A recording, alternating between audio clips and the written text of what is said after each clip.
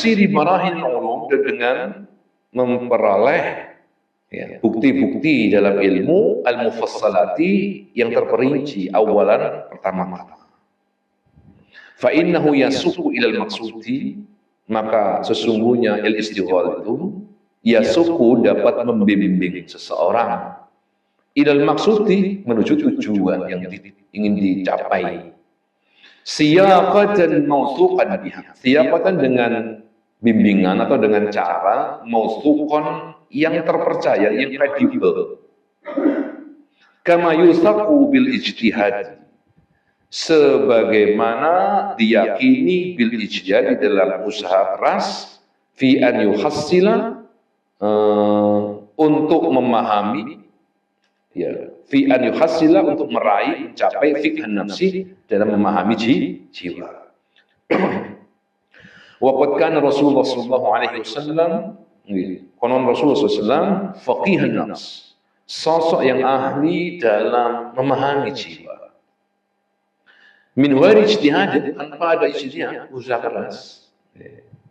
Walakin law arada muridun, akan tetapi jika ada seorang salik atau seorang murid, an yanala rutbatahu, ingin mencapai derajat seperti itu, yaitu derajat di mana sebagaimana Nabi itu sangat sosok yang sangat memahami jiwa itu. Kalau ada seorang saleh yang kepingin meraih itu, bimujarradir riyadati, hanya dengan mengandalkan latihan spiritual saja, hanya mengandalkan latihan spiritual saja, fakot yang membuhari blokoh saja, la waqa'a mauqi'an ba'ida, maka dia berharap terlalu jauh.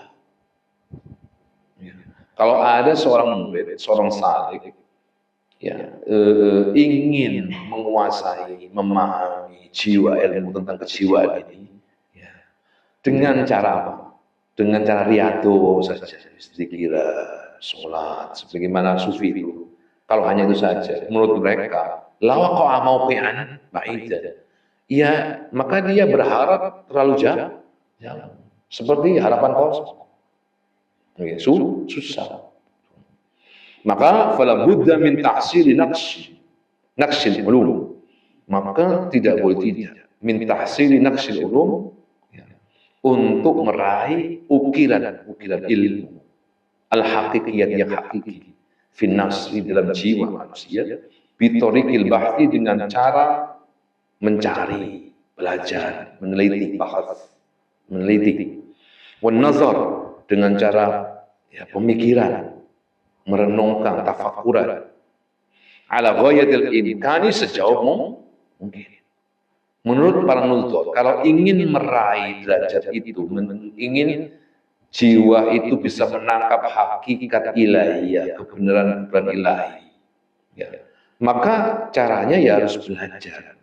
Menurut mereka ini, harus mengukir jiwa itu, mengukir akal itu dengan ilmu-ilmu.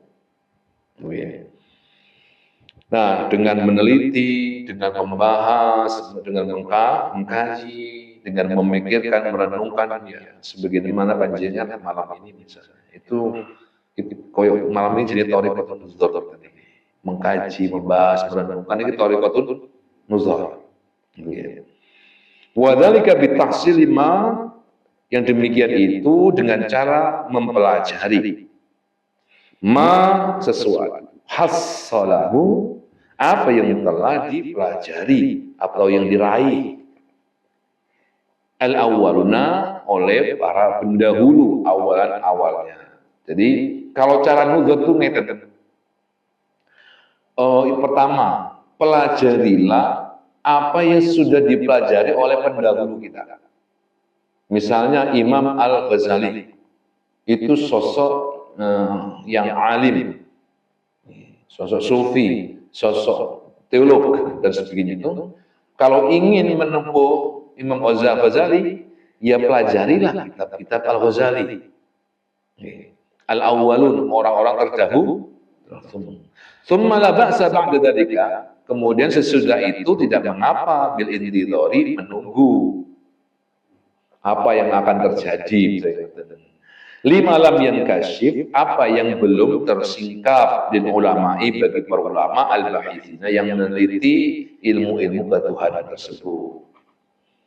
Kalau jenengan ingin apa ya lalu jalur nuzur itu yang mengkaji kitab-kitab Futuhat Makkiyah, kitab-kitab tulis oleh Al-Farabi, kitab-kitab Ibnu Arabi, kitab-kitabnya Ibnu Rushd, dan seterusnya itu para nuzur itu dikaji bagaimana mereka itu mendapatkan puncak spiritual dengan cara belajar, dengan cara menulis, dengan cara macam-macam itu.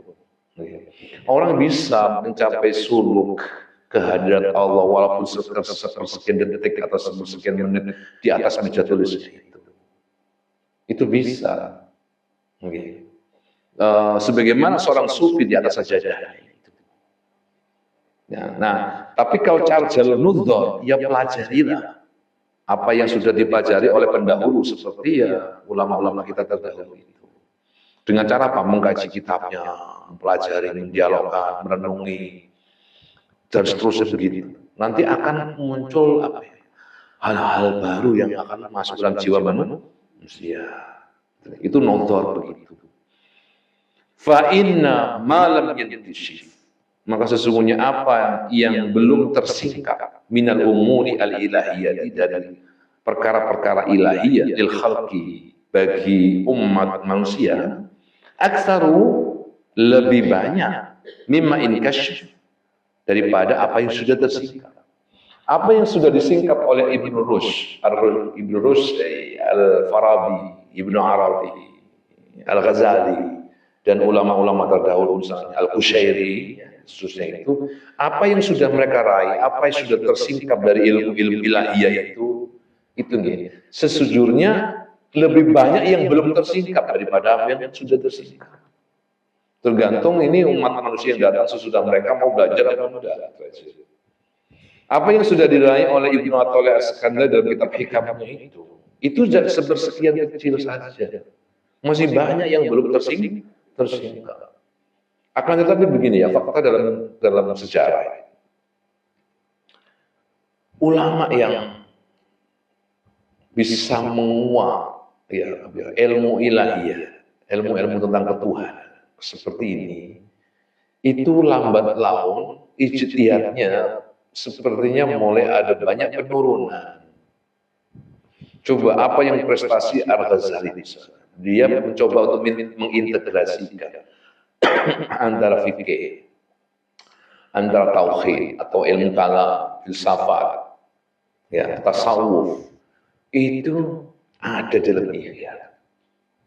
Di zaman ngaji Ihya, itu filsafatnya kental sekali itu.